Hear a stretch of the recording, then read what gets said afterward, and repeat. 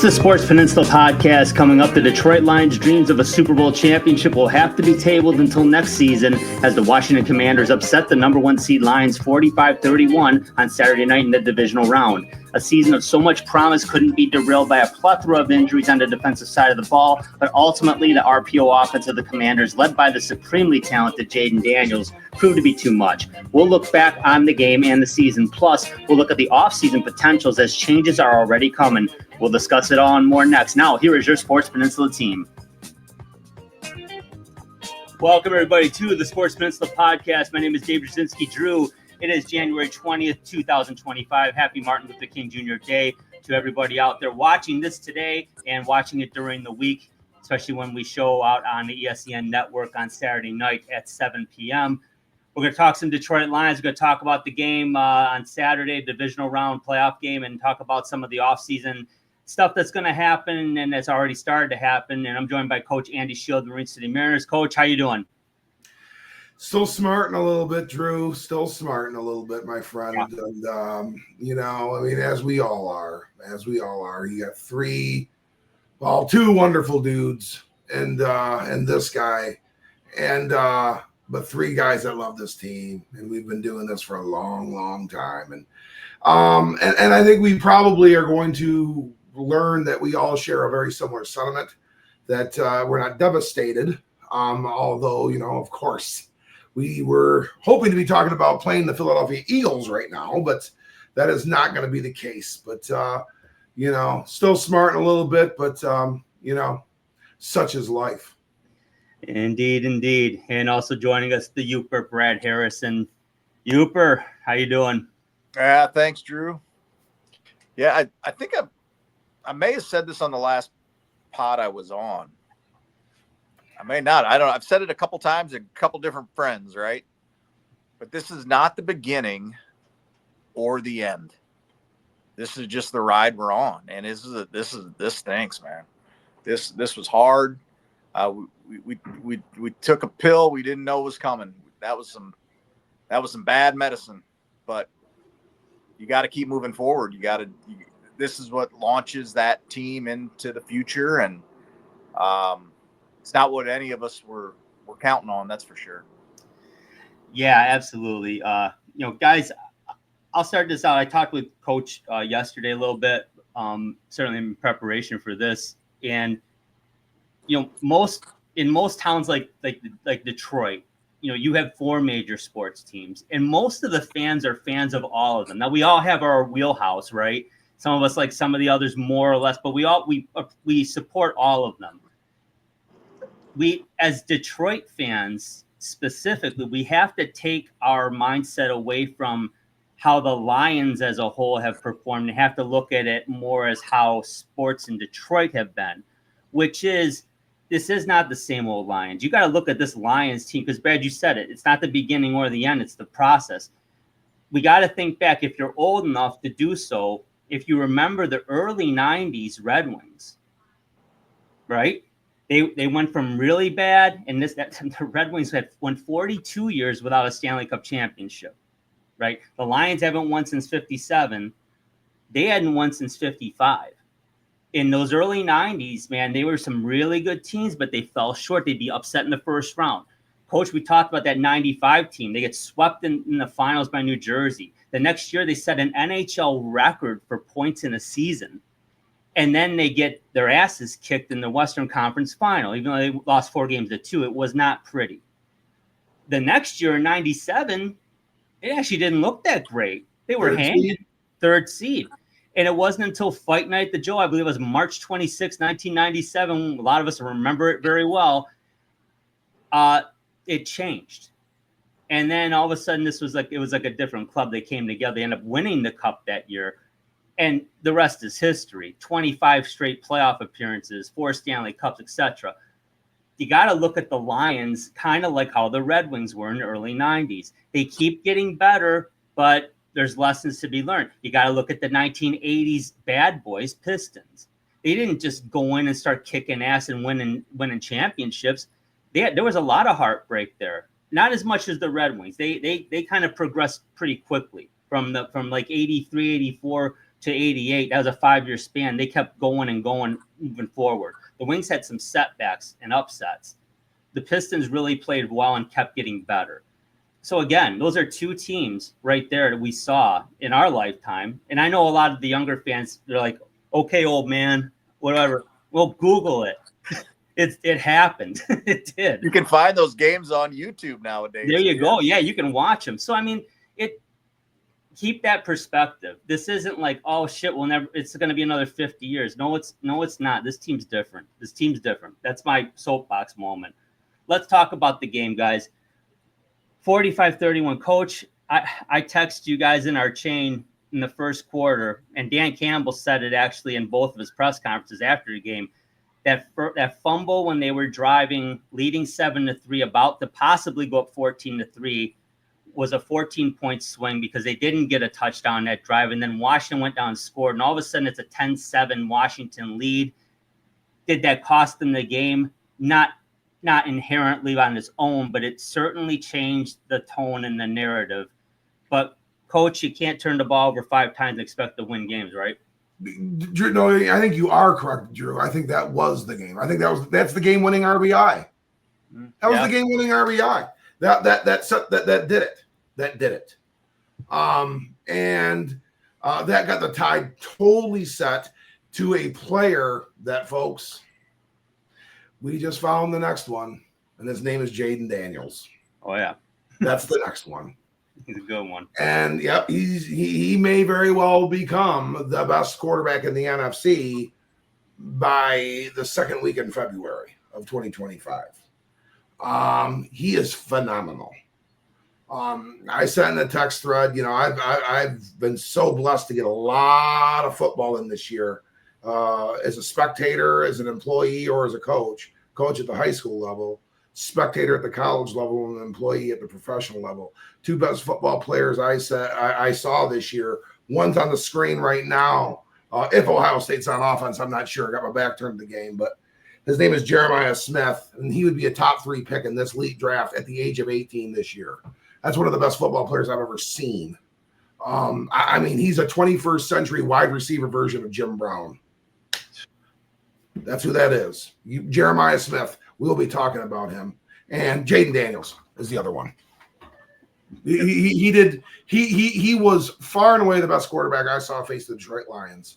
Handling that crowd, his athleticism, his precision, his accuracy, his ability to lead and keep things managed and calm as a rookie. I'm not going to say we're in trouble as we are in trouble with the Detroit Lions. That's not what I'm saying. When I say this, that's not where I'm going with it. But we're in trouble. We're in trouble as an NFC because that guy is somebody we're going to have to take down. And the Lions are one of many that are in trouble because that guy is going to give them a fighting chance for a long, long time.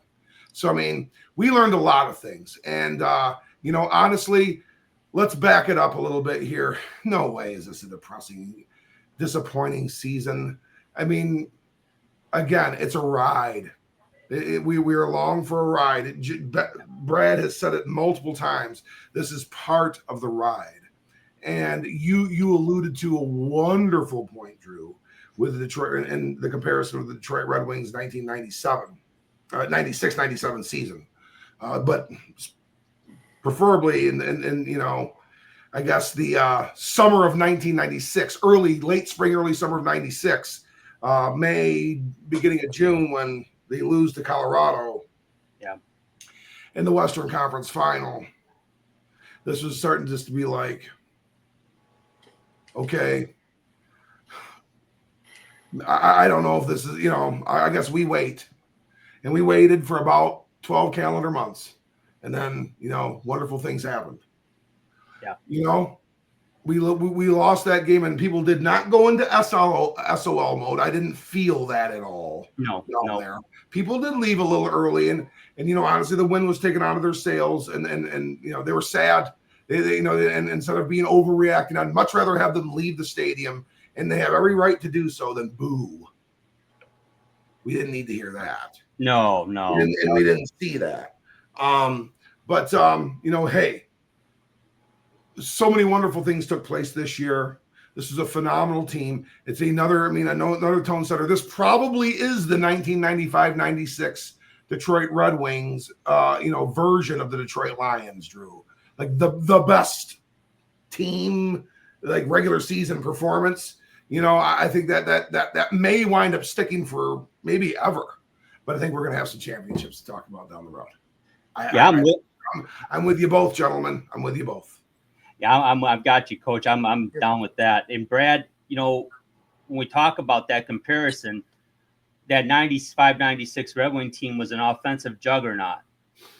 96-97, they became a much tougher team to play against, less of an offensive juggernaut, still with the talent there, but a lot of mindsets were changed, roles were changed. They added a guy like a Shanahan. Now, I'm not saying the Lions are lacking. You know what they're lacking? They're lacking a lot of the guys who are on the IR. Those guys would have helped. I'm not using it as an excuse.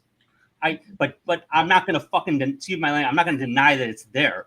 You can't use Aiden Hutchinson as an excuse. Well, he's a pretty damn good football player, and he wasn't playing. And it is what it is. They were good enough to be 15-2 without him, pretty much for almost 3/4 of the season. So I get it. But you can only lose so many guys at that level and expect it. That defense played their asses off. They hit the wall, in my view. But Brad, talk about what you think they need to make in terms of, and maybe I'm jumping the gun a little bit here, but they got to make some kind of adjustment. I fear these RPO offenses. We've seen Lamar Jackson torch them not 2 years ago. We just saw Jayden Daniels torch them. The RPO is a scary offense, and they seem to not – they had a better handle on it this year, but it's still a problem. It's a problem for everybody, but what do you think? Yeah, speed on defense is where they're going to go. That's your Red Wings analogy, on the defensive side. It's interesting when you guys are talking, and my mind went back a little further into the late 80s. There was a game at the Boston Garden where Adrian Dantley and Vinnie Johnson knocked each other out in the playoffs. Yep. That's kind of what the Lions had going on for an extended period of time. And Robertson. This season. We lost those two players in a moment in the playoffs and couldn't overcome that. We lost player after player after player for the Lions all season. Yeah. So, I think I love the opportunity to walk down memory lane as Detroit fans with you guys, because we've lived it, and we've got a little gray in our beard to understand what goes on. And what does this team need to do for these RPOs? I just think they're just gonna have to get more speed. And we're not the only team. Like, every team's has to play these guys. So, I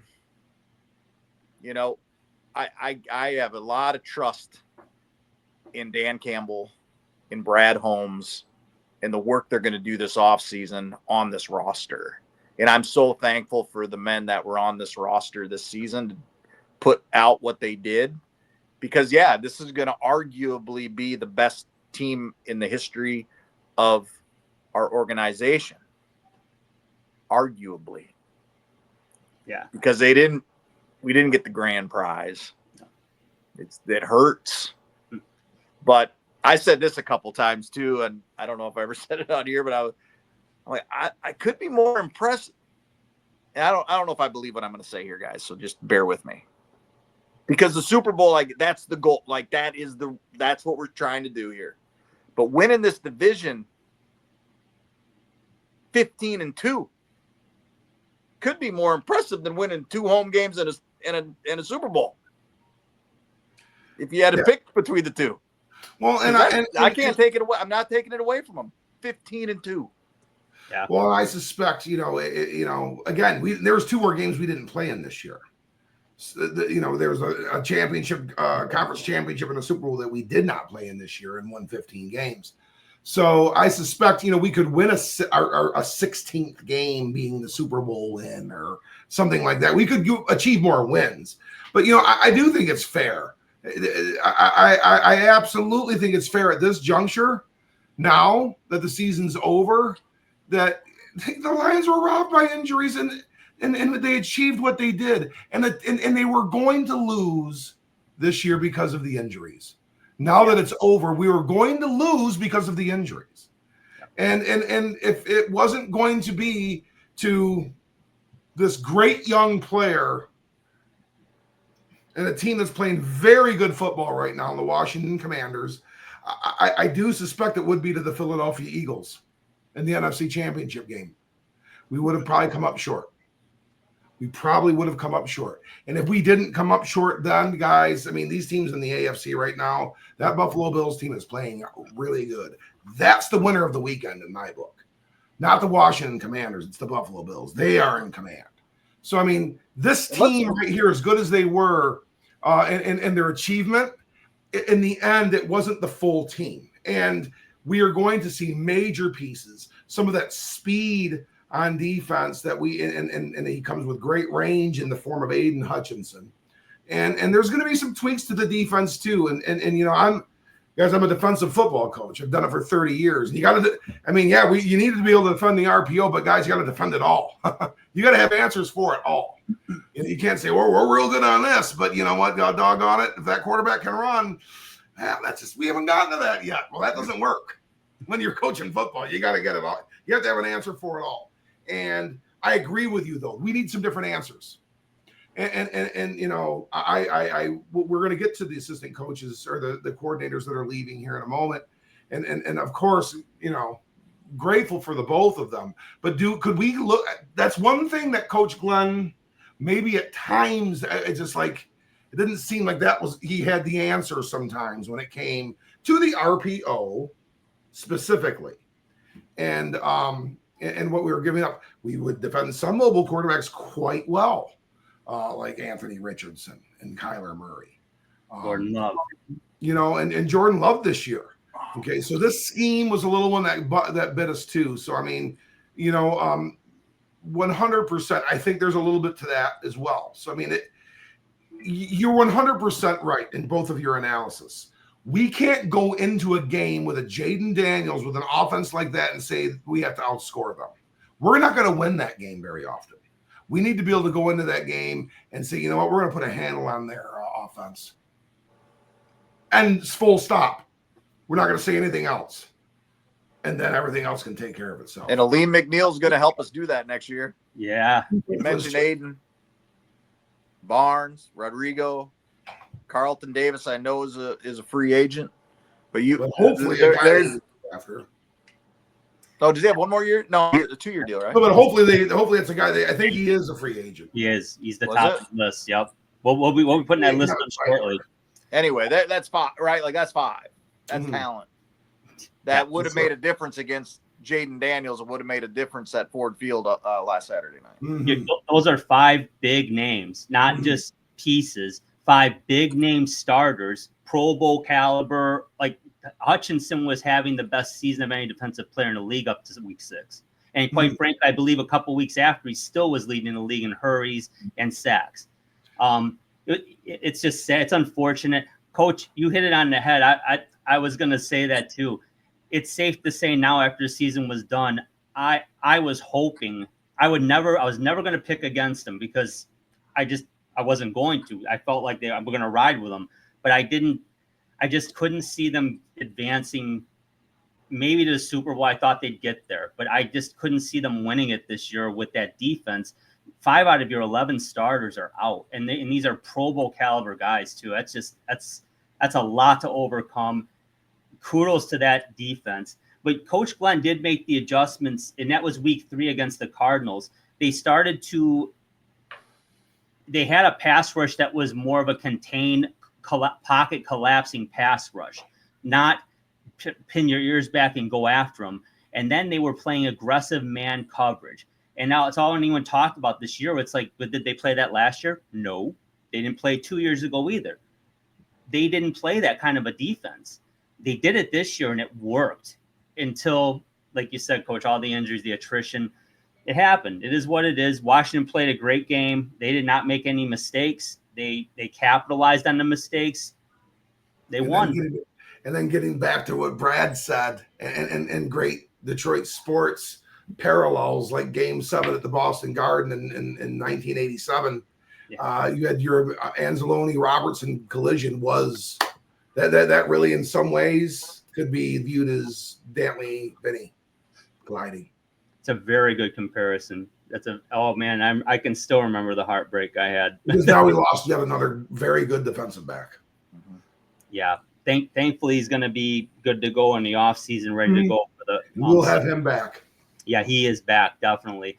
Guys, let's touch on a little bit of what we did see here. There's a lot, like we've already been talking about, a lot of positives, man. This one hurts bad.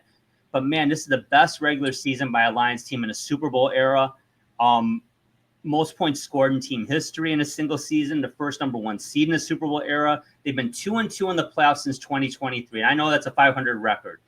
They'd only won one playoff game between 1957 and 2023. Okay, so that's hope. That's 4 playoff games in 2 years. Yeah, exactly. And I mean, it was a season for the ages in Motown. When I say that, you can list the names of the guys: Goff, Gibbs, St. Brown, Williams, Montgomery. They all had fantastic seasons. Jared Goff did things this year that sometimes other quarterbacks have never done, and that includes a Brady, a Breeze, and a Manning.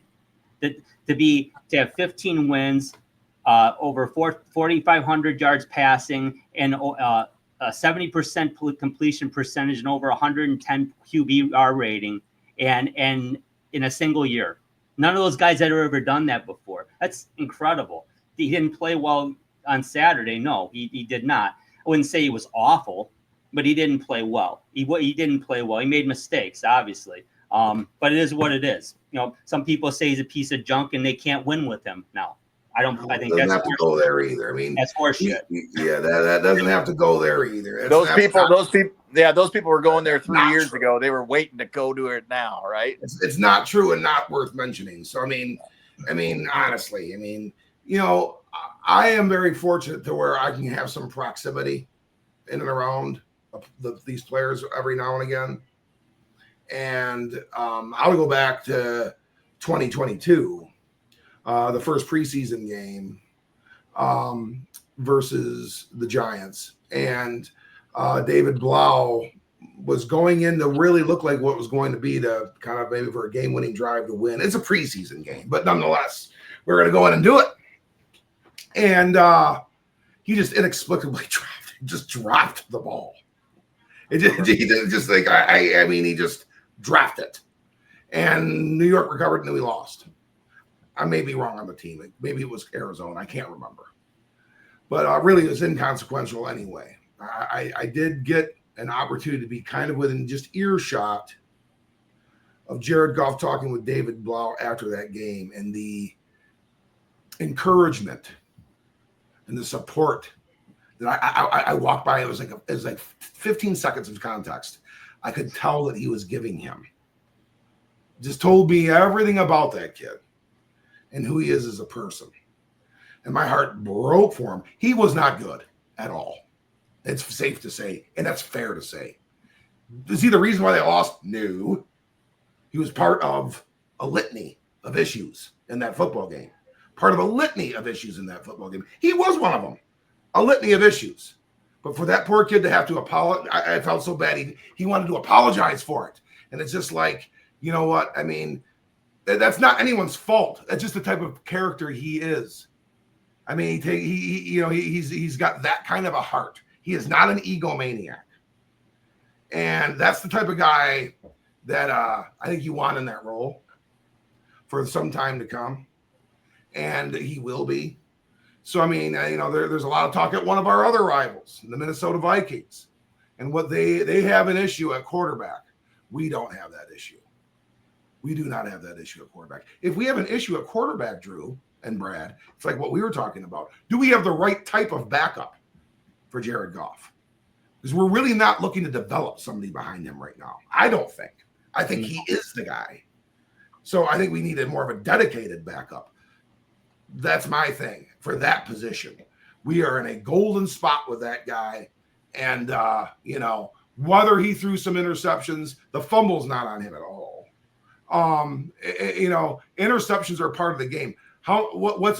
He had 38 passing touchdowns, I believe, this year. Mm-hmm. I mean, he threw a few more interceptions than he did last year, but I mean, what did he throw? 10? I mean, it wasn't. It's not like the good old days when Joe Namath would throw 25 touchdowns and 29 picks. I mean, the guy's massively efficient. He is going to be who we are as an offense for quite some time, and he's the perfect fit. He's the perfect fit for a defensive-minded football team. Jared Goff's the type of quarterback you want in a defensive-minded football team. So I think that is the direction we go, and that guy is going to lead that charge on offense. Yeah, he had only 12 interceptions, 37 touchdowns this year. Outstanding season, 4,600 yards. I don't expect that next year, to be honest with you. It's not realistic considering he's the only guy that did that in a single season. It's going to come down. I think his efficiency is going to stay relatively similar. But that's now, the only thing that matters. Yeah, that matters. Exactly, because I'll remind. Here's the other Detroit sport analogy. When the Pistons weren't winning championships, Isaiah Thomas was averaging 25 points a game. You know how many he averaged when they won their championships back to back? I think 18 or 19. Yeah, Steve Eiserman. Yep, Steve Eiserman had 165 points in 1989. I don't believe he had 100 points in 97 or 98 or 02. He's hoisting a cup.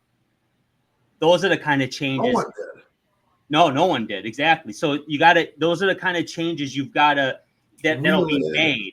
Yeah, it's just it's more of a. And I don't think that's the Lions' problem. I'll be honest with you.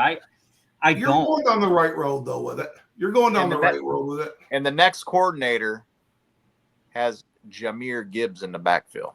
Mm-hmm. So we are. I mean, you want to talk. Coordinators there already too. Yeah. Well, I think both of them are. Right. And is David Blau coming back as the quarterback? As a coach. Are you going to see David Blau again? Well, you never know. Coach.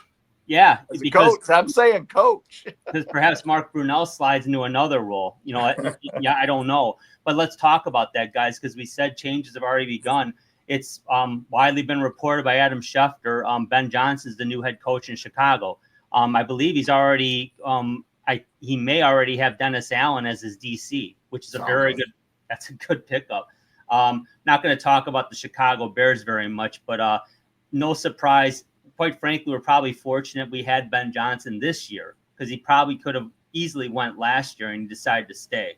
Aaron Glenn, he's had a few interviews specifically with the Jets and the Saints. The Saints, to me, I mean, those are two teams he played for in his career, and he also coached with the Saints, I believe, right? Yeah. So there's a chance there. So let's talk about the OC and DC replacements because we already know Ben Johnson's gone. So, Coach, I'll start with you. Who are you eyeing up, or what are you hearing? I mean, they're both in staff hires, and that's something that the best do that. The best organizations, we can get away from sports. Yeah. The best organizations grow from within. That's how you maintain legacy. Yeah. That's how you keep things going. And it's either going to be Tanner Engstrom. I think it's somebody on the offense that it could be Engstrom. It could be. I mean, Brunell's a name. Could be Scotty Montgomery. That's very possible. Could be the Honey Bunny. Could be Hank Fraley. I think it's one of them. And I think you could really be able to tell if we go in there. If it's Engstrom, okay, we're keeping the Ben Johnson theme going. And that's the look of the offense is going to be very similar. It's going to be very similar. Scotty Montgomery, I wouldn't be surprised. I think it'd probably be a little bit more of an all hands on deck thing.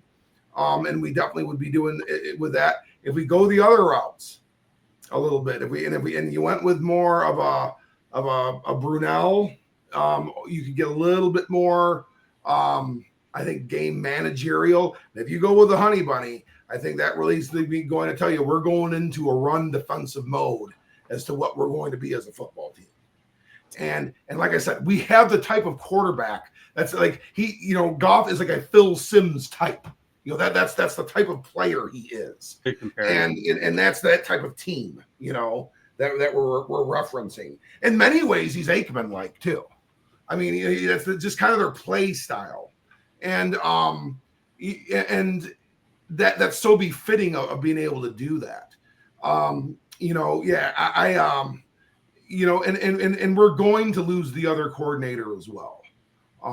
It's probably to one of the two destinations that you had mentioned, Drew. Either the New York Jets, he's very fond of that organization. I don't know if he's a Woody Johnson guy per se, if that's who the ownership was when he was there. But I mean, that was a team that he was there, and he was very successful with Bill Parcells as the coach there. Yeah. And they have a very good defense in place. That could be very enticing to him, and he's going to be able to usher in a new quarterback because I think Aaron Rodgers is gone. From that situation. New Orleans is near and dear to his heart too. And he did coach there and was the defensive coordinator there. So it could be almost feel like a logical step, and he kind of knows that situation. Probably just second to Detroit at this point in time because it's the most familiar that he's with. We're going to lose him to one of those two locations. We lost the other guy in division, and so I mean, we're going to see plenty of Ben Johnson, moving forward. So, but I once again, we're going from within, and we have the leader in place that's helping this synergistic, ball of energy, this nuclear just synergy continue to develop its potency, and that's Dan Campbell. And I think Ben Johnson is a great football coach. He's a bright mind when it comes to X's and O's and execution and that kind of thing. He's got a few things to learn when it comes to leadership. And I think the guy, the big tall, Texas A&M Aggie over here, they've got a few things on him on that yet. A few things on him there yet. I think he's got a few things on Mr. LaFleur on that. And I think he's got a few things on Mr. O'Connell too. Mm-hmm. So, I mean, we've got the guy there. I'm not worried about any one of those guys. Thank you for what you did, but we'll see you in Ford Field. Yeah, you're right. And you make a good point. Now, before I throw it to you, Brad, because I got a question for you. But when you talk about how you cultivate a culture, you have to, I'm an automotive. Now, when I started 25 years ago, it was, I'm going to show you just enough so that you can function, but I'm not going to show you too much because you might take my job. So F you, go rot on an off shift. Well, you can't do that anymore. It's not realistic. And quite frankly, it's derelict in your responsibility as a manager. Me personally, I have a very small team. I have 3 people on my team. At least 2 of them could take my spot right now. And I don't fear that. It's not like, oh shit, I'm going to get fired. No, it's like, no, where's my next spot? Because we've got the folks in place. You won't miss a beat. And I think that's the same mentality. One name I want to bring up we hadn't talked about. What about Antoine Randall? What do you think about him? He's another. Well, we're talking about men who've been with Dan Campbell and the former offensive coordinator as long as they've been here. They're not doing this in a vacuum. I hated to see Anthony Lynn on that sideline of the Commanders. Good for him. Yep, good for him. But when he failed here, Dan Campbell took over that play calling, and that's when it turned around. And Ben Johnson and Antoine Randall were key in getting those game plans together. So, once again, the coach's point, I'll be disappointed if they go outside of this organization. And I don't see they don't have to.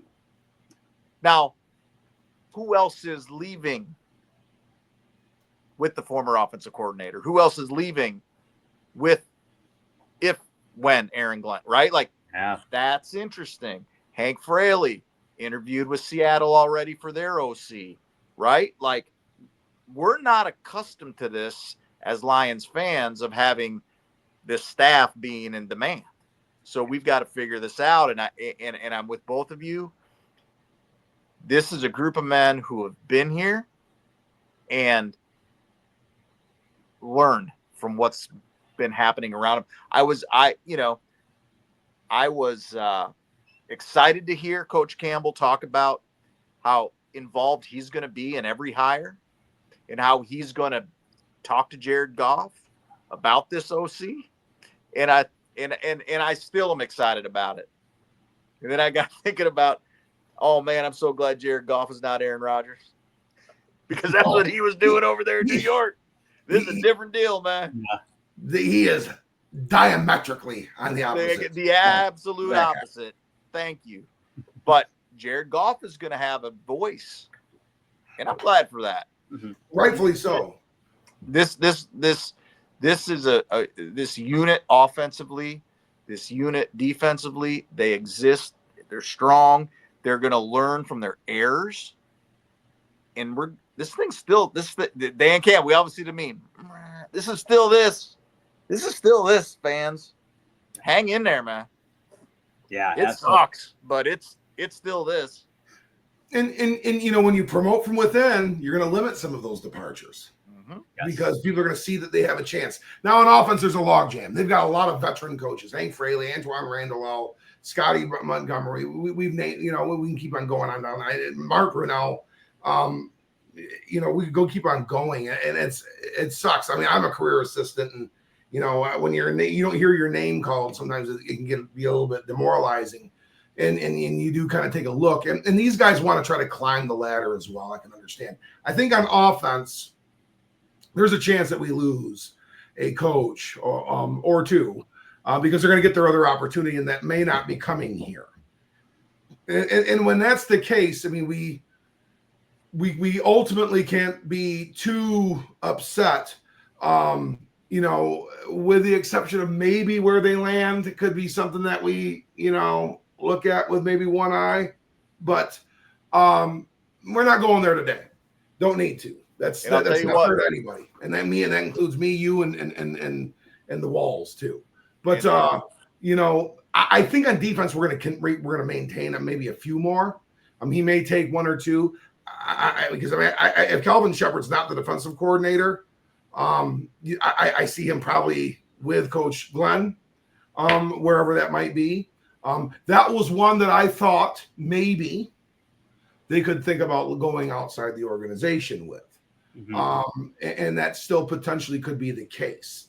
I do not see them mentioned with Robert Saleh at all, who is still taking head coaching interviews. He had a second interview with the Jets, actually.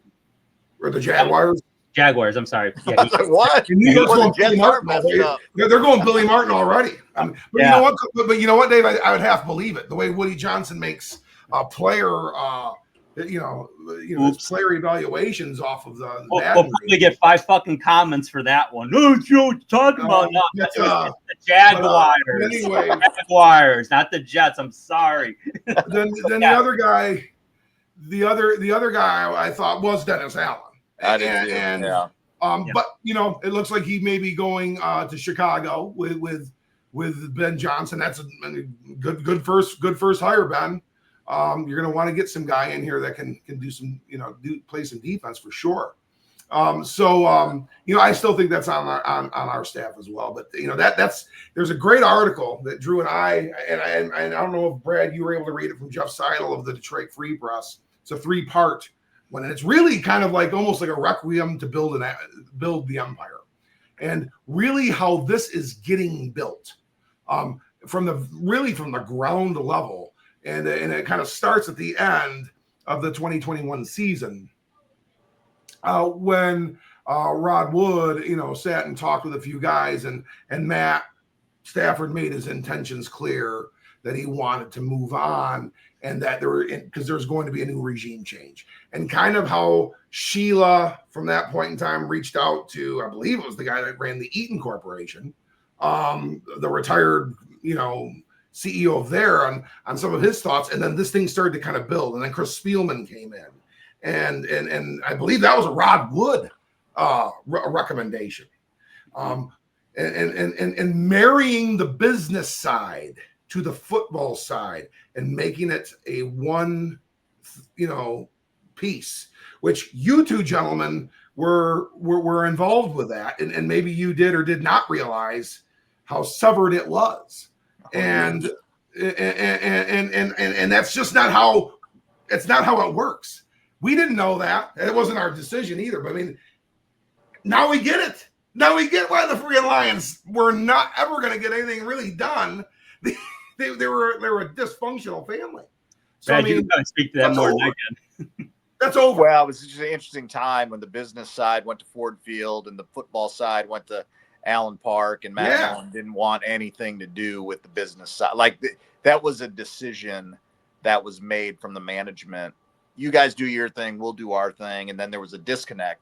I remember I was talking to some folks at the wild card game against the Rams, sitting in that section, and hearing that Chris Spielman goes to Ford Field every Tuesday for lunch just to like make everybody, just to talk, right? Well, here's what happened on Sunday. Here's what we're thinking about next week. I mean, if he didn't do that, nobody would fault him that he didn't do it. But because he did it, makes that organization a whole. So, yeah. Well, there's some really good decisions that have taken place under the watchful eye of Sheila Ford Ham. You know, the hourlies, a lot of the kind of the rank and file employees are over on Adams all the time. They are not over at Allen Park, which is more of the exclusive kind of the glory guys, or over in Allen Park. So for Brad, what Brad's saying there, I mean, that's that really is marrying the rank and file to the upper brass. And creating this kind of thing. And that's what we have here now, folks. That's different than the past. So who cares what coordinator went where? And really, ultimately, who cares that we lost in the divisional round of the playoffs? Because we know we weren't the real Detroit Lions that are going to take the field in 2025. That's a good point. Yeah, that's a good point. That makes a lot of sense. Guys, you know what? Great points. This is great conversation. Want to flip it to the free agency, and we're not going to talk draft, but we're certainly going to have a lot of draft coverage starting in about a week from now. We're already going to start positional breakdowns every week leading up to the first round of the NFL draft in April. I know Coach has already been working on it. I'm starting to get my hands dirty on it a little bit too. But at the end of the day, they're going to have to make some tough decisions. This happens every season, win or lose. So let's take a look at some of the key guys that are going to be potentially available here. And I'm going to go full screen on this just so that folks can see it a lot clearer. And bottom line is, you got Carlton Davis, and these are the guys I've highlighted in yellow. Carlton Davis, Kevin Zeitler, Levi Onwuzurike, Ife Melifonwu, Dan Skipper, Craig Reynolds, and Derek Barnes are all free agents. Now, gentlemen, the Lions will have, according to SpotTrack.com, about $67 million in cap space next year, which is the sixth most in the NFL. To retain all of those contracts, hypothetically, would put them still over about $45 million in cap space going into the free agency market. Morris Norris just re-signed, actually, a couple hours ago before we started recording this. And I do want to say this. I know I'm jumping around a little bit. Norris and Teddy Bridgewater came in cold off the bench in that game and played their asses off. Bridgewater completed a pass and then also was part of that play on that triple reverse where J-Mo broke it. Was a huge play. Norris comes in and made a couple nice plays. I mean, when Ife went down, those guys, there's value everywhere.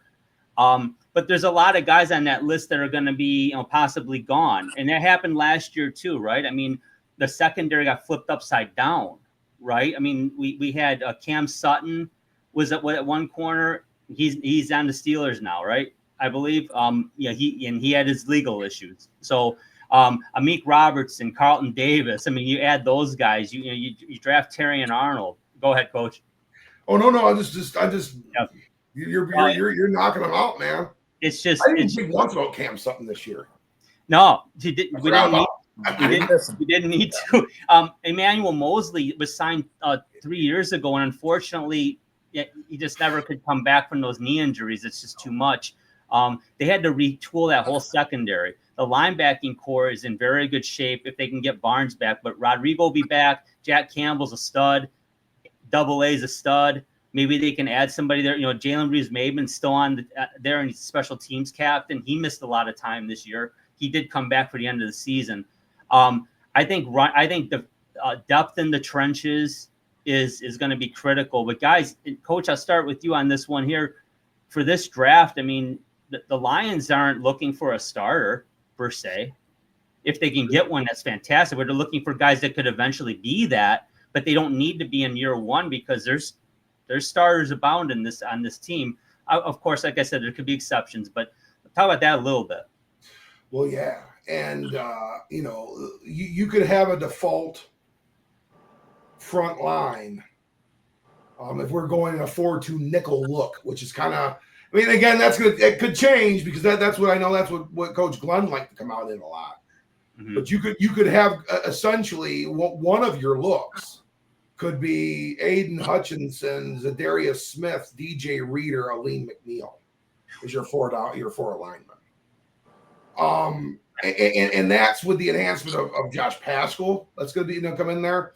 If it's not Levy, it'll be probably a first-round draft pick as a guy that's going to come in there. Makai Wingo, he will be one of those individuals as well. Is it Al-Qadim Muhammad? Is he going to be somebody that they re-sign? Because he's one of these guys I think that could be a very controlled contract like Maurice Norris.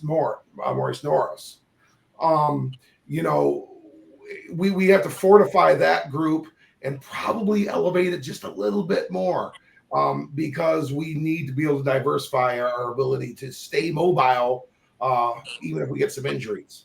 Linebackers are going to get stronger just because of the injuries that are going to come off the board. Malcolm Rodriguez is a pivotal player in that area. And the defensive backs are going to get healthy because Ennis Rakestraw, who didn't really play at all this year, is probably going to play. He'll be ready. For whatever role that is. I'm not saying, I want Carlton Davis and Kevin Zeitler back. I don't know if we'll ever have an episode of this, the last one we're going to do, because I know we're going to get draft heavy here very soon. But if we were ever to kind of just talk about what we want moving forward, if we get to do another episode, which I'd love to be able to do with you guys, I think there's two names that I think we need to get signed right off the get-go as those free agents, number 71 and number 23. I think those are the two that we need to get done. Although, I mean, Mahogany had the highest grade on the offensive line from Pro Football Focus in that game. Our issues weren't coming at right guard. I think it was coming on the left side, guys. Mm-hmm. I think it was coming more on the left side, which that's Glasgow Decker. Mm-hmm. Yeah, so, I think Graham struggled a little bit. Yeah. So maybe, as you have said oftentimes, Drew, you've been, foretelling this like a 12th century sorcerer. Maybe that's the super sub. Yeah. At this stage of his game. And Mahogany's a starting left guard. Nothing wrong with that, because needless to say, injuries are going to happen. Unfortunately, guys are going to miss some time, and Glasgow has always been able to fit in, whether it's at center or either guard. He's always been able to do it. But Brad, I mean, I don't know. In my mind, I think the most intrigue is on the defensive side of the ball because I think we're going to look a little differently. What do you think? Oh, I do think we're going to look differently if Aaron Glenn isn't around. I think from that free agent list that you talked about, the Levi Onwuzurike, just based on where his position and what teams are paying for that that position, he could be one that could be a Jonah Jackson type of situation where you're just not going to pay that. If there's anyone that deserves it, it's Levi Onwuzurike. Yeah. Oh, he hasn't played. Yeah, that's because he's been fighting through injuries the last 3 years, and he finally got it done. Go get your money, buddy. Yeah, he'll be out. He'll be at the top of that list somewhere. I'm with you on Zeitler, right? As far as his performance this year, I mean that was Pro Bowl caliber again, just like he's been in the past. He's 35. That's something that he takes. They're both going to have to settle a bit, right? Like this isn't his biggest contract he's ever gotten.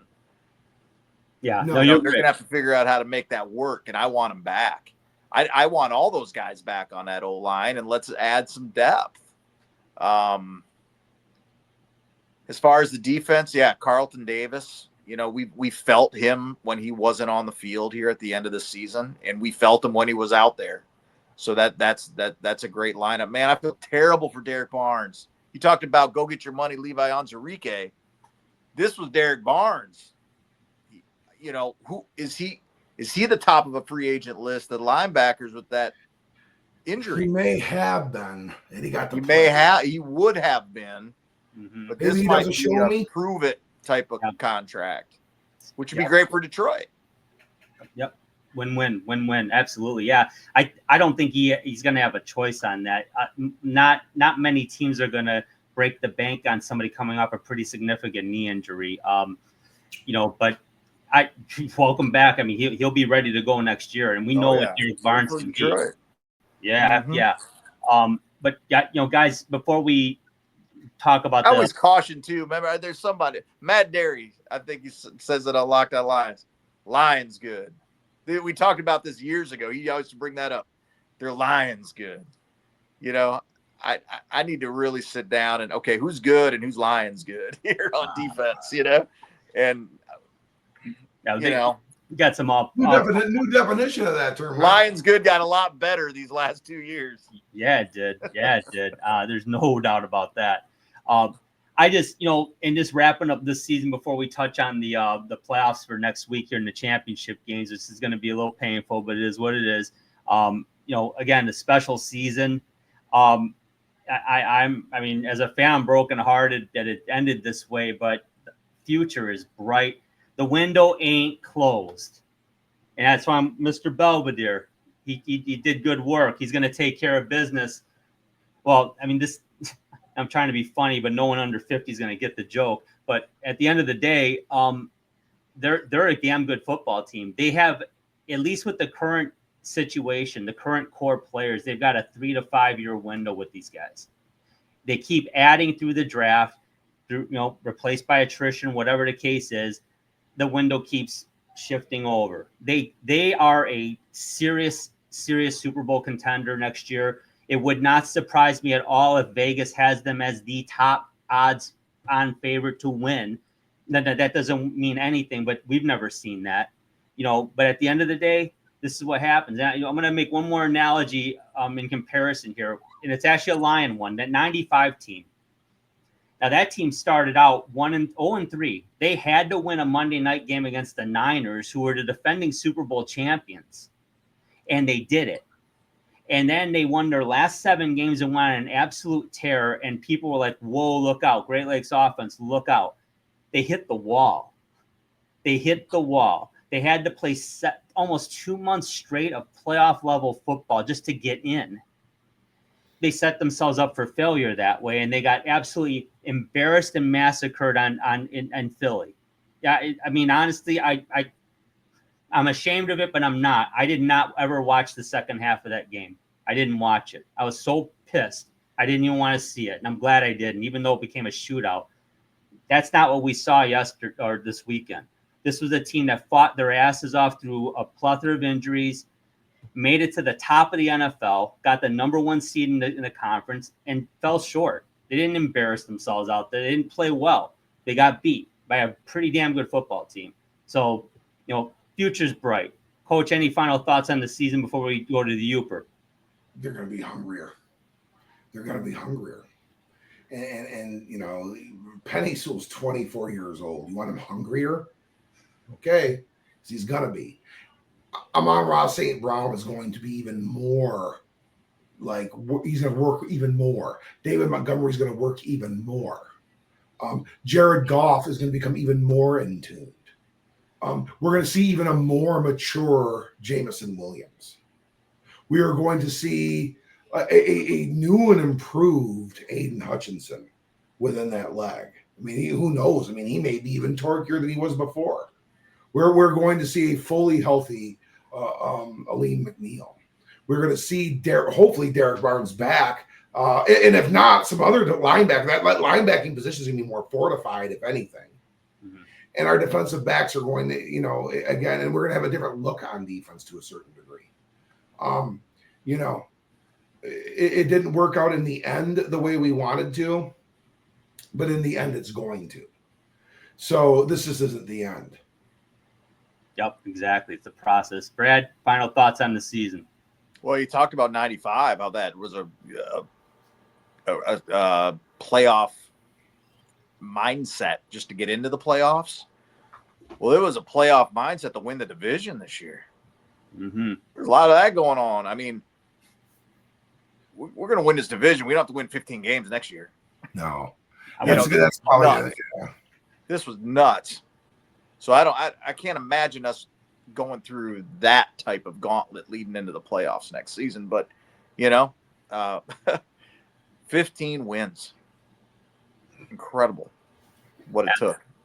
Took that to get the stupid division championship. 15 wins. It's amazing. It is. What are your thoughts, man? You guys hit it on the head, man. I mean, to have to win your last game of the season to win your division with 15 wins is mind-boggling. But again, I'm not discouraged because I didn't see a fundamental breakdown in this team. I didn't see poor scheme. I didn't see poor coaching. Everyone got rattled and everyone didn't play. Maybe, I'm not even going to single anybody out as having had a great game. They, as a team, they lost. They didn't get it done as a group, but it wasn't a failure. It wasn't a disaster. It certainly wasn't SOL. I'm very excited about next year. I really thought I'd be very bummed, and I'm not. I'm disappointed, but I'm not discouraged. And there's a huge difference. You can be disappointed. Hell, you can be mad about losing this game. I'm sure a lot of people are. Hell, probably 30 years ago, I would have been throwing stuff. I don't doubt it. But I still would be encouraged about next year. They have a hell of a shot next year. It's okay if you are mad. Yeah, I can't. That's okay. That's okay. Be encouraged. Yeah, I can't imagine they're going to, like you guys said, we can't imagine they would have to win 15 games to win the North next year. I can't imagine they're going to lose the amount of man games that they lost next year. I just I just cannot see that happening. I just cannot. But, it is what it is. We move forward, and we're going to talk about the championship games pretty quick here, guys. That AFC championship game, it's going to be a hell of a game. Bills at Chiefs. Real quick, Brad, who you got? I'm tired of the Chiefs. I got no reason, but I want the Bills to win. I'm just tired of the Chiefs. I got that. How's that for a breakdown? That's all right. Coach, who you got? My colleague and I, Brad Robbins, went to Rochester, New York this past July and put the next gen tech in the Buffalo Bills pads. They're still playing, and they're going to be playing in 2 weeks. Buffalo Bills. I'm going to agree with you guys. I think Buffalo is just destined, and I think the Chiefs not so much kind of like the Lions on offense. They had a lot of injuries. Their backfield got tore up. They were able to get through it. They got healthy again. I still think they took a lot of losses at receiver, even though Xavier Worthy's a nice player. Buffalo is just kind of on a mission right now, and I think they're going to be in the Super Bowl as well. I agree with you guys there. Well, let's talk about this one. Philly hosting the Commanders. Who you guys got? Brad, start with you. Wow. I sat there and watched Washington's defense thinking, they're not that good. How are they going to stop Saquon Barkley? But now I'm sitting here going, how's Philly going to stop Jayden Daniels? Let's go for the kid, man. Jayden Daniels. Keep it going. I like it. Coach, who you got? Hey, we talked about a team having to learn how to lose before it learns how to win and have to go through some trials and tribulations. And the Philadelphia Eagles have done that. They were the team that got shocked last year, along with the Dallas Cowboys. They were supposed to go last year. They got beat by Tampa in the first round. And they had all this, that, and the other thing going on with players not getting along. Philadelphia Eagles are going to be getting it done this time. They're going to get back into that game. Yeah, it's a tough one for me. I obviously liked how Washington's offense performed. Philly, it was hard to gauge the game this weekend because of the snow. I mean, the second half was like running on ice out there. Very difficult. But yeah, I think Philly wins it because they're at home. It's going to be a close game. Both these games are going to be really good. They're going to be very close. So looking forward to it, and then looking forward to the Super Bowl, and certainly looking forward to next season. Fellas, we're going to wrap this one up. It's been a pleasure covering the Lions again. Since 2018, we've been doing this, fellas, and it's been great. We're going to keep it up and going into next year. We'll get Justin back in as well, and we'll be the four-man rotation here in the round table. So for the Uper Brad Harrison, For Coach Andy Shield, the Marine City Mariners, my name is Drew. Take care, everybody. We'll talk to you next week. This has been the Sports Peninsula Podcast. Thank you for watching, and don't forget to subscribe to our channel. Follow us on YouTube so you don't miss an episode at the Sports Peninsula Podcast. You can also follow us on Twitter X. Just look for @SportsP Podcast, and follow us to keep up on sports around the great state of Michigan and beyond. You can also catch our show every Saturday night at 7 p.m. on the ESEN Network channel as part of Roku. When you want to hear all about sports in the great state of Michigan, there is only one, Sports Peninsula Podcast.